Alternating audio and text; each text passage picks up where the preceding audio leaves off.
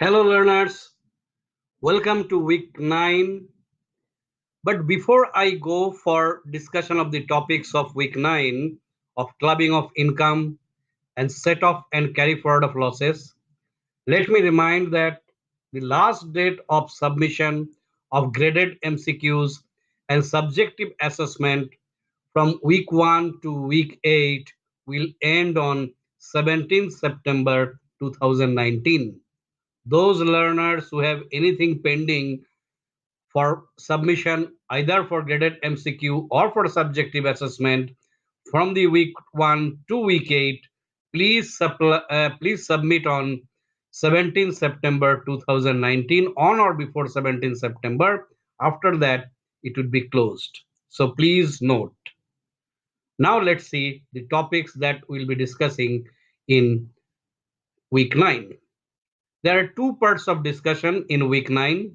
Number 1, we'll be discussing clubbing of income, and part 2, we'll be discussing set off and carry forward of losses.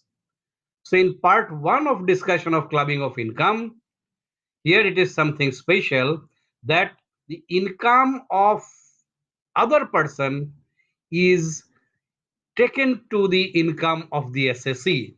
These are some of the exceptional cases. These do not happen normally, but section 60 to 64 talks about this, that income of other person is included in the income of the assessee.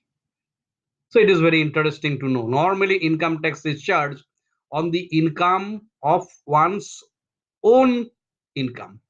But in these cases, income of some other person is included in the assessee's total income. Very interesting. So we will see the situations which actually lead to attraction of the provisions of, we call it clubbing of income. Income of some other persons is included in the income of the assessee. So we hope that the learner should see these situations very cautiously so that they can avoid such kind of acts. Otherwise, the clubbing provisions will be attracted.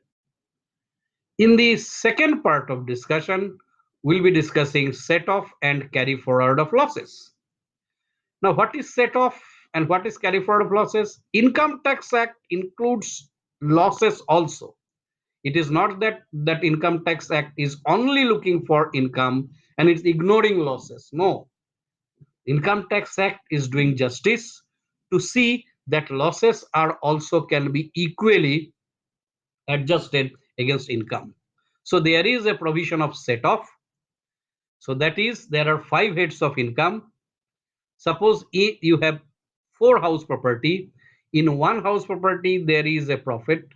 In other house property, 3 properties, there are losses. So these losses can be adjusted. 3 house properties losses can be adjusted with the positive profit of or positive income of one house. So there is a chance of inter-source adjustment, which is done in section 70. But suppose inter-source adjustment is not possible. In that case, inter-head adjustment is also allowed. That is, loss of house property can it be adjusted with the income from business or profession, or business or capital gains loss can be taken from house property losses or house property income. There it is allowed under section 71 with certain exceptions. There is no free flow of inter-head adjustments. There are certain restrictions, and it is very interesting to know what are the restrictions in inter-head adjustment so that all losses can be adjusted. Sometimes after adjusting inter-source or even after availing inter-head adjustment, there are still losses.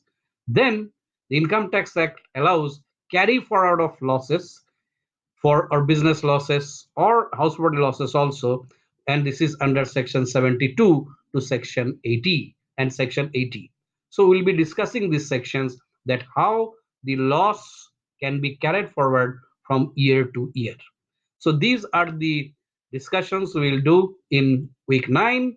So we hope and learners will enjoy week 9 and learn these important aspects of Income Tax Act. Thank you. Enjoy.